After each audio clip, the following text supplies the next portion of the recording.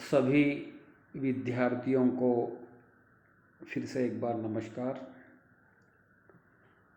आज हम मुख्यतः काव्य निधि पाठ्य पुस्तक से बिहारी के दोहे, इस काव्य निधि पुस्तक में BA, BCom, BSc, BBA second year के छात्र जो फोर्थ सेमेस्टर में द्वितीय भाषा हिंदी को द्वितीय भाषा हिंदी से जो ज्ञान अर्जित कर रहे हैं उनके लिए ये दोहे 10 दोहे हैं। इस 10 दोहों को आपके सामने हम प्रस्तुत करने का प्रयास कर रहे हैं। तो ये 10 दोहे यानी कि 1 से 5 दोहे तक भाग ए में और भाग बी में 6 से लेकर 10 दोहे तक 10 नंबर के दोहे तक आपको पढ़ाने का प्रयास करेंगे। तो सबसे पहले हम क्या कर रहे हैं,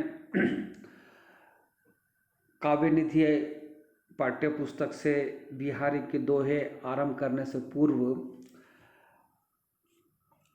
बिहारी के जन्म संबंधी कुछ बिंदुओं के ऊपर आपका ध्यान आकर्षित करने का प्रयास करेंगे।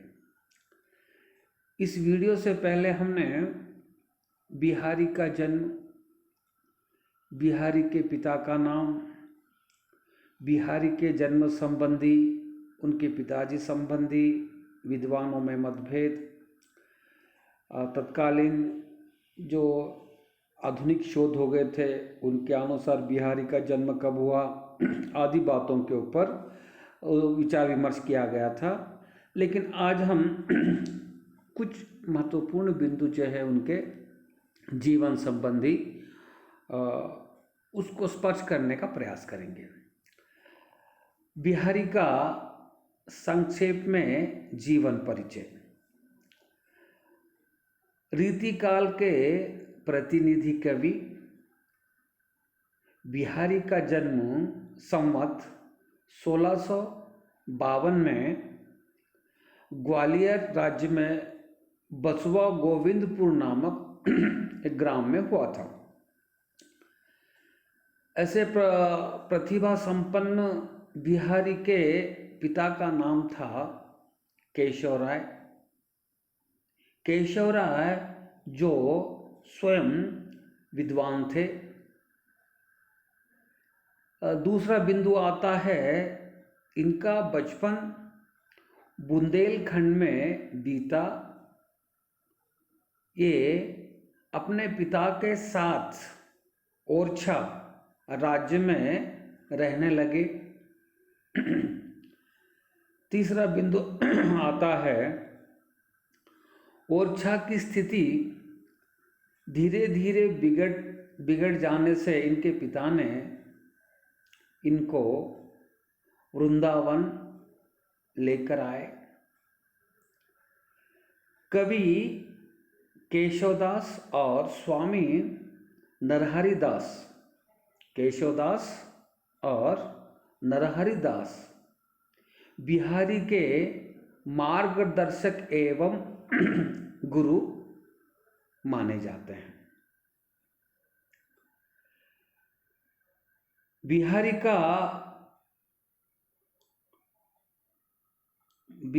का मथुरा चौबे घराने में विवाह हुआ था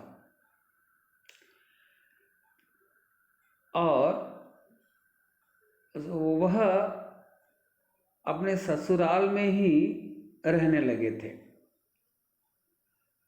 इसी संदर्भ में उनकी भेंट शाहजहां से हुई। शाहजहां ने इनकी कविता सुनी और प्रसन्न होकर इन्हें आगरा ले आए। आगरा में शाहजहां के घर में राजकुमार दारा के जन्म उत्सव का आयोजन किया गया। उस आयोजन में वहाँ के तत्कालीन राजा महाराजाओं ने भाग लिया। उस आयोजन के सुअवसर पर बिहारी के काव्य को तत्कालीन राजा महाराजाओं ने सुना, बड़े ही प्रभावित हुए और उनकी उक्ति बांधी गई। जयसिंह के दरबारी कवि माने जाते हैं। सतसाई की रचना महाराज जयसिंह की प्रेरणा से बिहारी जी ने की थी। इस सतसाई में 713 दोहे हैं। बिहारी का एक ही एक ग्रंथ जो हमें उपलब्ध है वह बिहारी सतसाई है। यानी कि बिहारी सतसाई में बिहारी ने अपने पूरे जीवन का अनुभव या निचोड़ा हुआ सार केवल एक 713 दोहे में आपके समक्ष रखने का प्रयास किया था। इसलिए कुछ विद्वानों की उक्ति भी है, बिहारी के दोहरे अरु नाव के तीर, देखने के लिए छोटे लगे घाव करे गंभीर। यानी कि बिहारी के पास गागर में सागर भरने की कला थी। एक एक उनके शब्द अनेक अनेक अर्थों से सुशोभित है। ऐसे महान प्रतिभा संपन्न बिहारी का देहांत संवत 1721 में हुआ, ऐसा माना जाता है। ये हुआ आपके सामने बिहारी जी का संक्षिप्त में जीवन परिचय। अब उनका दोहा जो है काव्यनिधि पाठ्यपुस्तक से बिहारी के दोहे से कुल मिला के बिहारी के दोहे 10 है। उसमें से हम केवल आज 1 से लेकर 5 नंबर तक दोहे पढ़ेंगे, फिर 6 नंबर से लेकर 10 नंबर तक दोहे दूसरे भाग में आपके सामने रखने का प्रयास करेंगे। चलिए, सबसे पहले दोहा आपके सामने इस तरह का है। सोहत ओढ़ई पितु पटु, शाम सलोने गात, मनो नीलमणि शैल पर, आतपु परायो प्रभात। सोहत ओढ़ई पीतु पटु, शाम सलोने गात, मनो नीलमणि शैल पर, अतपु परायो प्रभात। अब इस दोहे के हम अगर से शाब्दिक अर्थ देखेंगे तो सबसे पहले शाब्दिक अर्थ आपको इस तरह से है। सोहत, इस शब्द का अर्थ है सुंदर लगना, शोभा देना होता है। उसके बाद ओढ़ो, इस शब्द का अर्थ आपको ओढ़कर, पहनकर या धारण कर कर। उसके बाद आपको आता है तीसरा शब्द, उसका पीतु। इसका अर्थ होता है पीला रंग या पीले रंग का। पटु का अर्थ होता है कपड़ा, वस्त्र या पीतांबर। अब दूसरा एक शाब्दिक अर्थ आता है शाम। शाम का अर्थ होता है सांवला, जो अधिक काला भी नहीं है, अधिक गोरा भी नहीं है, मध्यस्थ जो होता है उसको सांवला कहते हैं। यानी कि कृष्ण भगवान सांवले रंग के थे, इसलिए सांवला। सलोनो, फिर उसके बाद एक सलोनो शब्द आता है। सलोनो का अर्थ होता है सुंदर। गात, गात शब्द का अर्थ होता है देह या शरीर। मनो नीलमणि। नीलमणि एक ऐसी पर्वत श्रेणी है। पुराणों में, शास्त्रों में इसका उल्लेख बार बार मिलता है।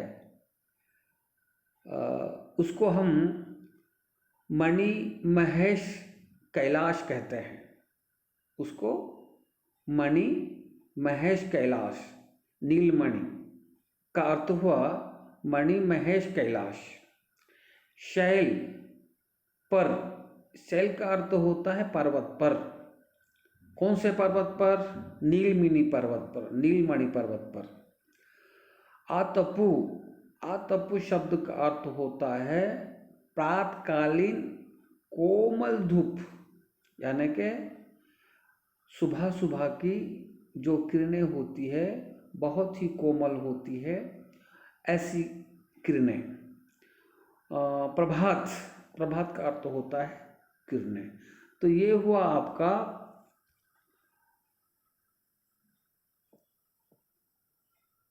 बिहारी के दोहे का शाब्दिक अर्थ।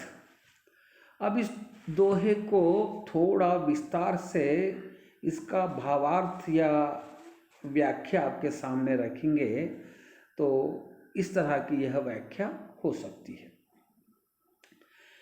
बिहारी ने इस दोहे में श्री कृष्ण की सुंदरता का मनमोहक वर्णन किया है। कृष्ण ने पीले वस्त्र ओढ़ रखे हैं, या श्री कृष्ण भगवान ने पीले वस्त्र परिधान करके रखे हैं अपने शरीर के ऊपर। उस वस्त्रों का धारण किया हुआ है जो वस्त्र पीले रंग के हैं। उनके सांवले शरीर पर ये पीले वस्त्र बहुत ही सुंदर और अत्यंत हृदय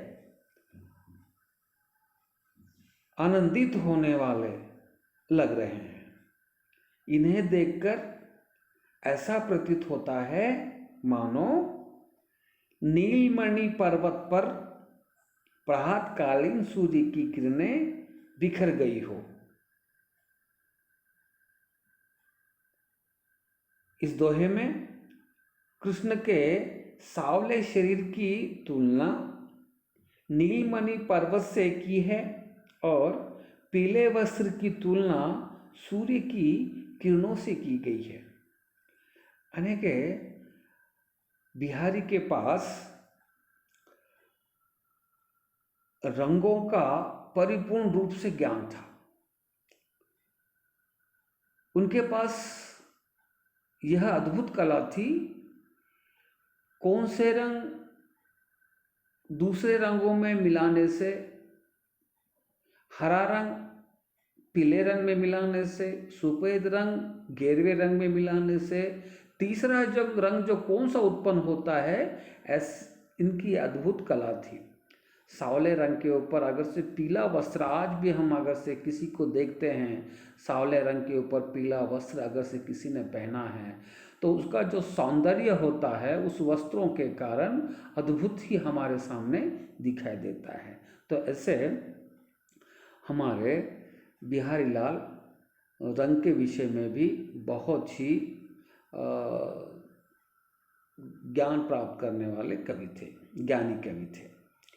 अब हम आपको पता चला होगा यहाँ पर जो श्री कृष्ण भगवान ने अपने श्यामल शरीर के ऊपर, सांवले शरीर के ऊपर पीले वस्त्रों को परिधान किया है, तो देखने वाले की दृष्टि में, कवि के दृष्टि में, बिहारी के दृष्टि में ऐसा प्रतीत हो रहा है कि मानो नीलमणि शहर पर्वत श्रेणियों के ऊपर, नीलगिरी पर्वत के ऊपर सूर्य के किरणें अभी अभी, सूर्य को किरणों का प्रकाश हुआ है। इस सूर्य की किरणें के प्रकाश से वो जो नीलगिरी पर्वत है, नीलमणि पर्वत है, अद्भुत सौंदर्य बिखेरते हुए वहाँ पर नजर आते हैं।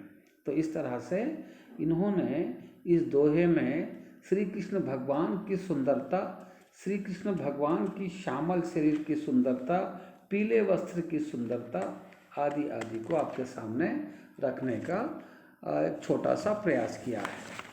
अब इस दोहे की कुछ विशेषताएं इस प्रकार हो सकती है।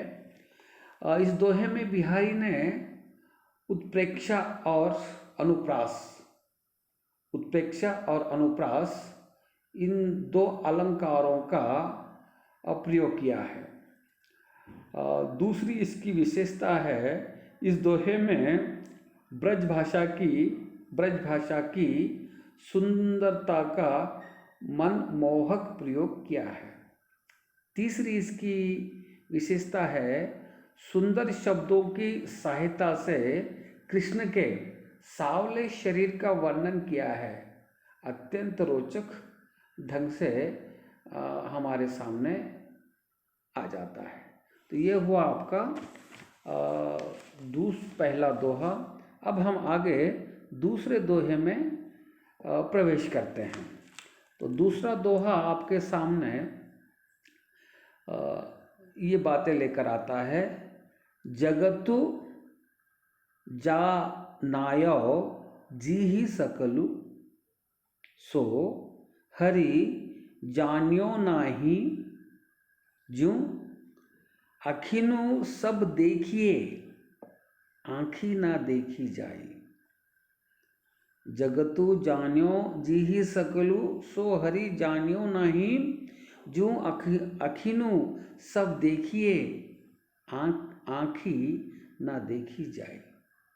इसके अगर से शाब्दिक अर्थ देखेंगे, सबसे पहला शाब्दिक अर्थ आता है आपको जगतु, ये वाला, इसका शाब्दिक अर्थ होता है विश्व या संसार।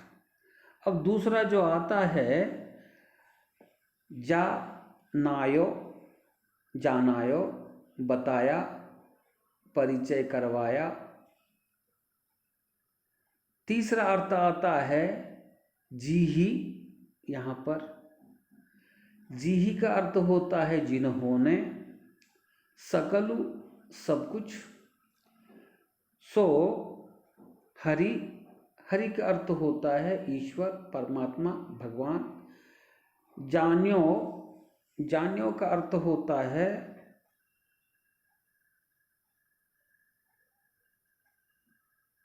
जान्यो का अर्थ होता है जाना गया।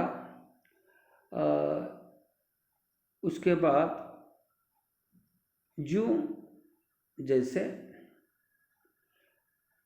ये हुए तुम्हारे थोड़े से शाब्दिक अर्थ। अब इस शाब्दिक अर्थ से अब हम इसकी व्याख्या करेंगे तो व्याख्या इस प्रकार की हो सकती है।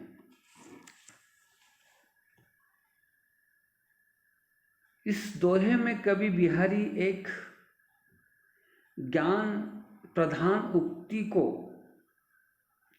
वस्तु विधान का विषय बनाते हैं। बिहारी इस दोहे में, इस दोहे के माध्यम से एक ज्ञान प्रधान उक्ति को वस्तु विधान का विषय बनाते हैं और कहते हैं, एक ज्ञानी का तर्क प्रस्तुत करते हुए कवि कहते हैं कि सारे विश्व को जिस परमात्मा ने बनाया है, उसका विस्तार किया है, उसी संसार में मनुष्य को भी रहने का स्थान दिया है। सारे संसार की अच्छाई और बुराइयों को देखने परखने की दृष्टि भी ईश्वर ने इस मनुष्य को दी है, लेकिन उसी परम शक्ति को या ईश्वर को अज्ञानी जीवों ने ना जाना और ना ही उसे पहचाना। इसी बात को बिहारी उदाहरण देकर समझाते हैं कि जैसे जिस आँखों से हम सारे विश्व को देखते हैं, लेकिन आँख स्वयं आँख को नहीं देख पाती। कहने का उद्देश्य स्पष्ट है। हमारी जो आँख है, इस आँखों से हम सारे के सारे संसार को देख लेते हैं।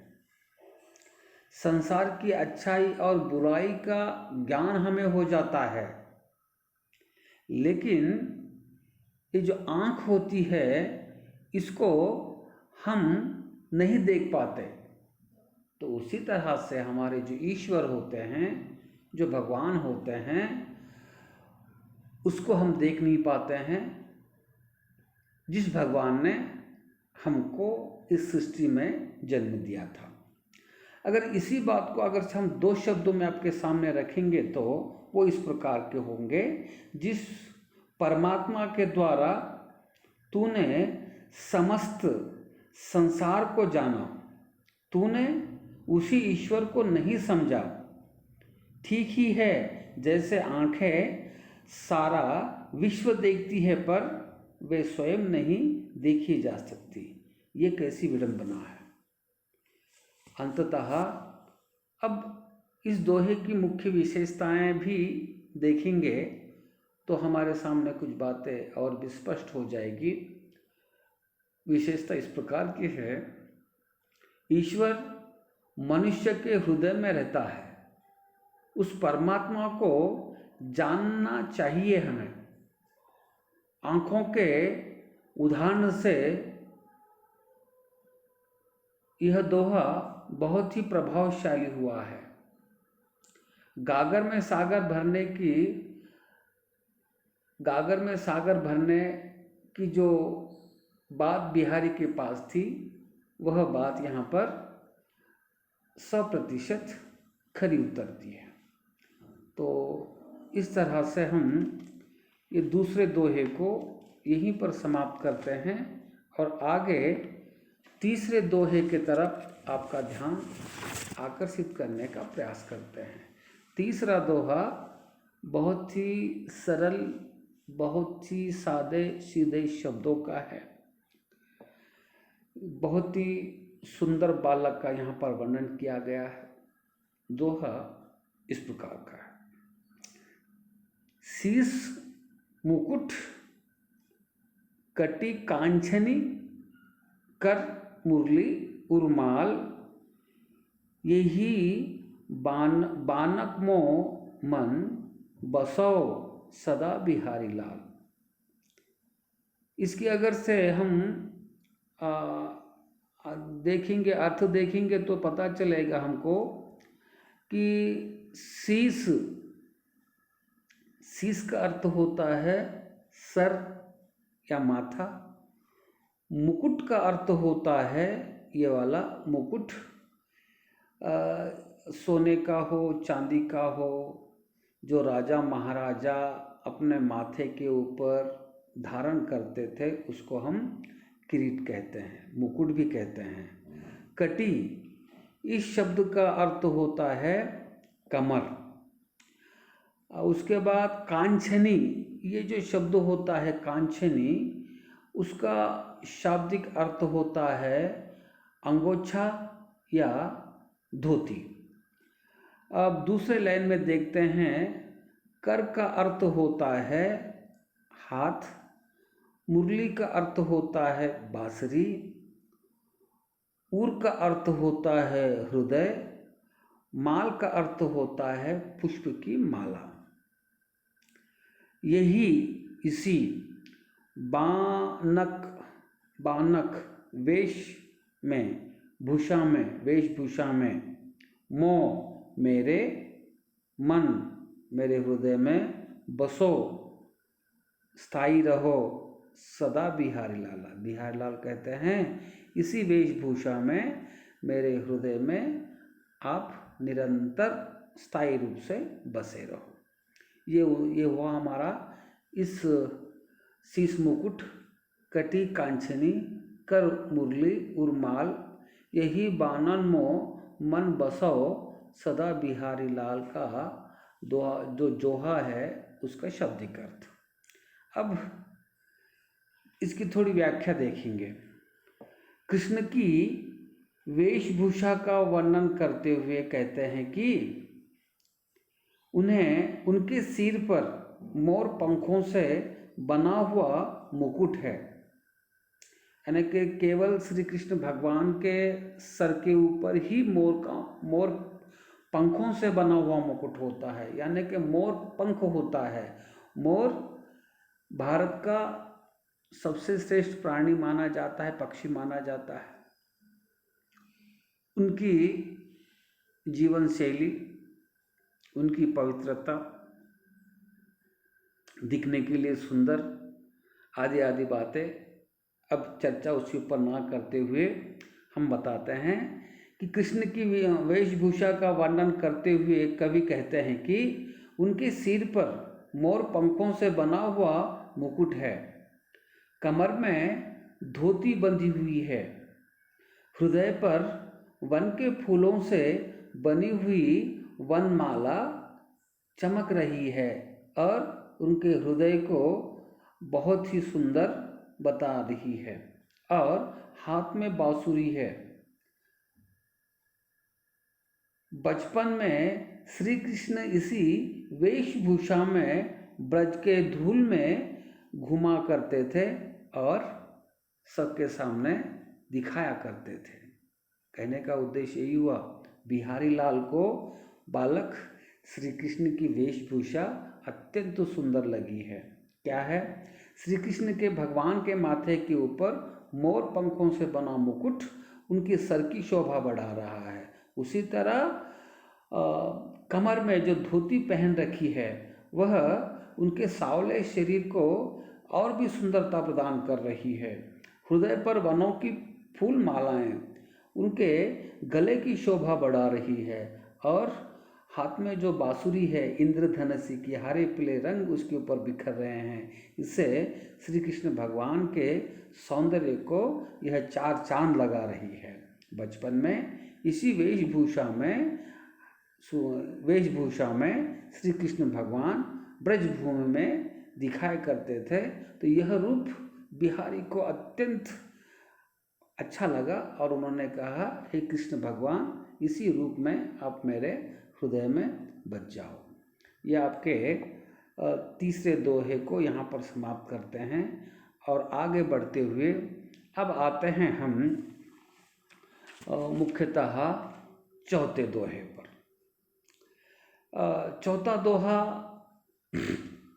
यह भी बड़ा सुंदर है।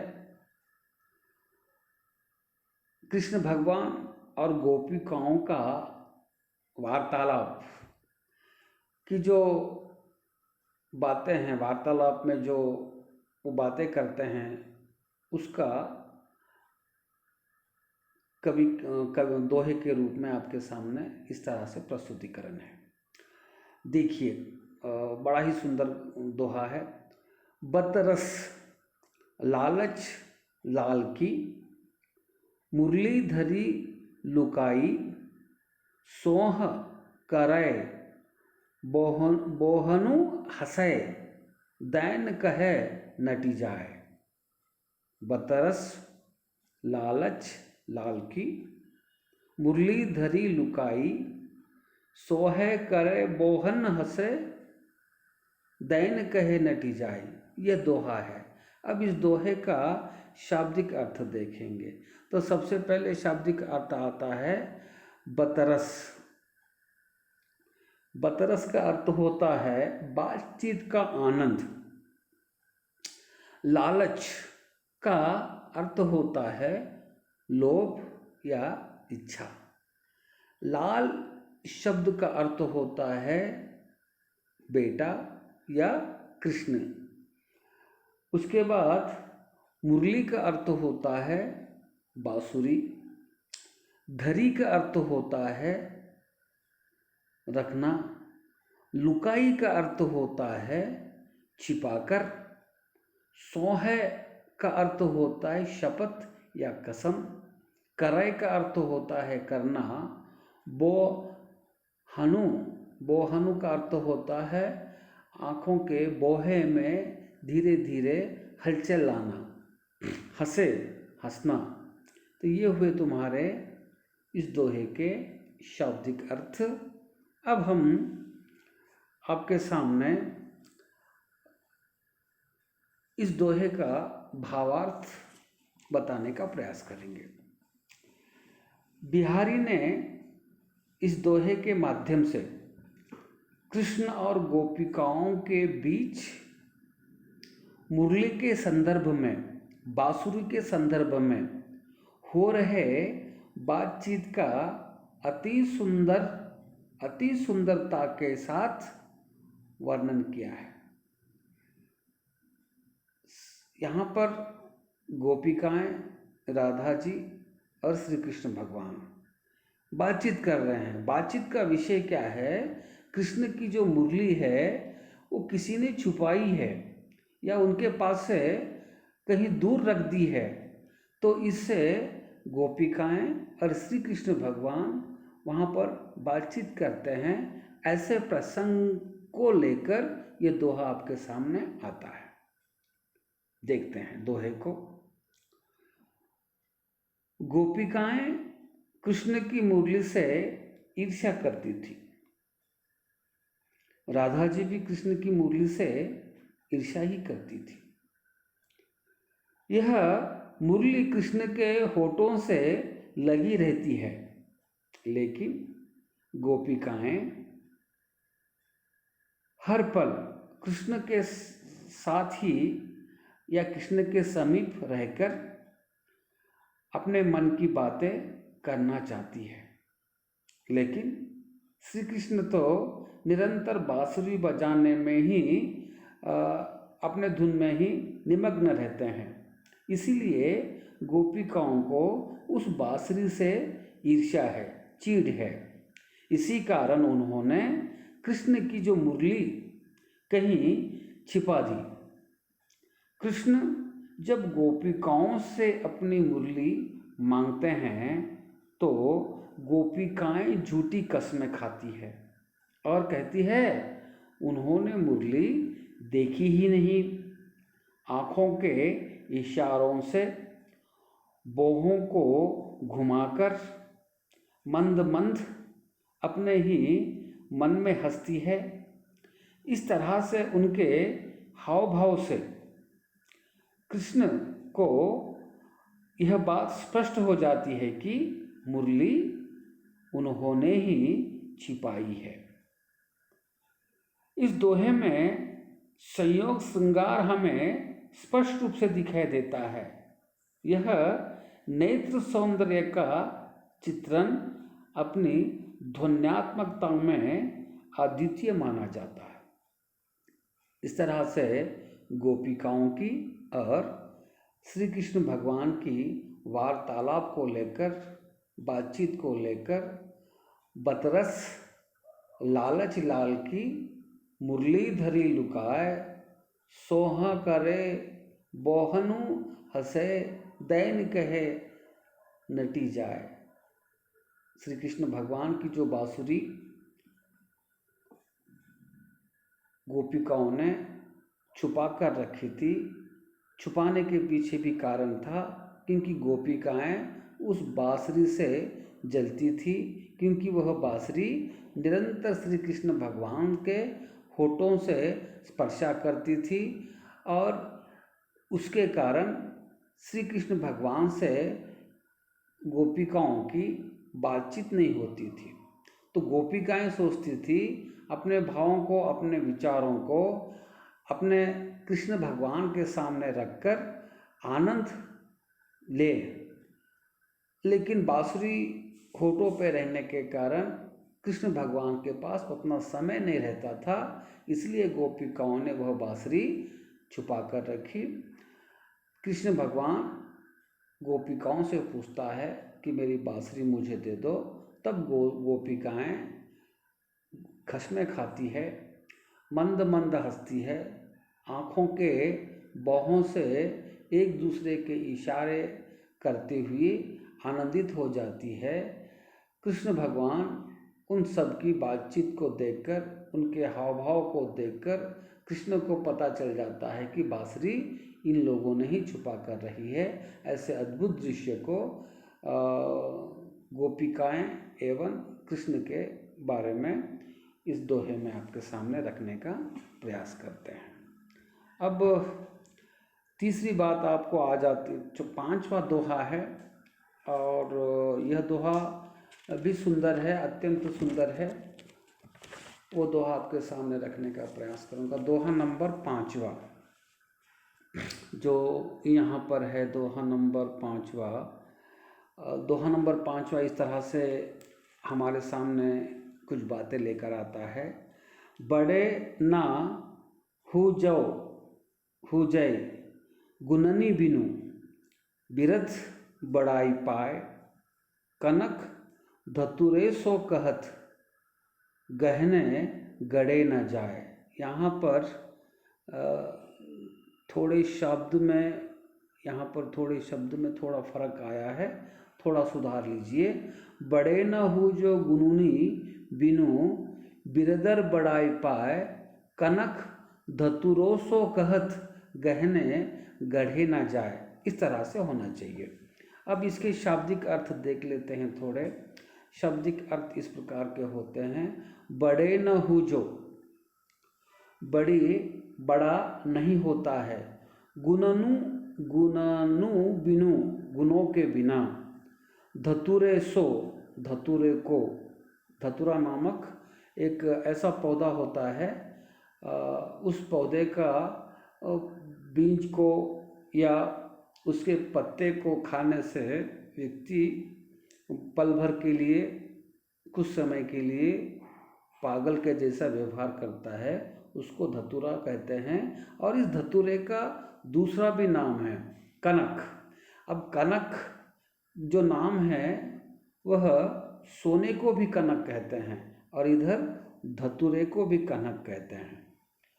चलिए अब इसके भावार्थ के बारे में थोड़ा सोचेंगे, देखेंगे।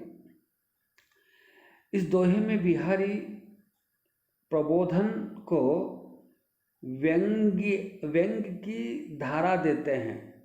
इस दोहे में बिहारी प्रबोधन को व्यंग की धार देते हैं। इस संसार में अगर कोई मनुष्य बड़ा होता है तो वह अपने गुणों से ही बड़ा होता है। बिना गुणों के कोई बड़ा नहीं बन सकता। गुणों का ही इस विश्व में सबसे बड़ा महत्व है। व्यक्ति के पास अगर से गुण है, बुद्धि है, ज्ञान है, वही व्यक्ति ही विश्व में सबसे श्रेष्ठ व्यक्ति कहलाने योग्य होता है। बिना गुणों के कोई बड़ा नहीं हो सकता, चाहे फिर उसकी कितनी भी तारीफ या प्रशंसा क्यों ना की जाए। है ना कि बिना गुणों से कोई नहीं बड़ा होता। अगर जिसके पास कोई गुण भी नहीं है, ज्ञान नहीं है, बुद्धि नहीं है, तो ऐसे व्यक्ति को अगर से हम श्रेष्ठ व्यक्ति है, गुणी व्यक्ति है, ऐसी स्तुति करने से वह व्यक्ति गुणवान, बुद्धिजीवी नहीं हो सकता। इस बात का उदाहरण देकर बिहारी कहते हैं कि धतूरे को कनक कहा जाता है और सोने को भी कनक कहा जाता है, लेकिन कनक कहने मात्र से धतूरे में सोने के गुण नहीं आ जाते, उससे आभूषण नहीं बनाए जा सकते। आभूषण की सामग्री हो सकना सोने की विशिष्टता है, जबकि धतूरा मात्र एक जहरीला पौधा है। लेखक स्पष्ट रूप से बताते हैं, केवल धतूरे को कनक कनक कनक कितनी बार भी कहने से वह धतूरा ही होता है, लेकिन वह सोना कभी भी नहीं हो सकता, क्योंकि सोना होने के उसके पास लक्षण नहीं है। सोना आभूषण बनाने के उसके पास सामग्री नहीं है। केवल सोना सोना कनक कनक कहने से काम नहीं चलता है। तो उसी तरह से इस संसार में जो अज्ञानी है, जो मूर्ख है, जिसके पास धन दौलत भरे हो सकती है, ऐसे व्यक्ति को हमें गुनी गुनी कहने से वह गुणवान नहीं हो सकता है। गुणवान जो व्यक्ति होता है वह अपने ज्ञान से होता है, केवल कहने मात्र से नहीं होता है। इसी बात को बिहारी लाल इस दोहे के माध्यम से आपके सामने रखने का प्रयास करते हैं। तो इस तरह से हम कुल मिला के आपको 5 दोहे का सारांश आपके सामने रखने का प्रयास किया है। आप लोगों ने मुझे सुना,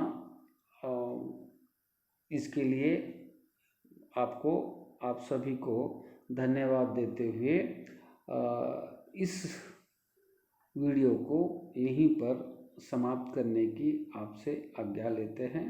धन्यवाद। Thank you.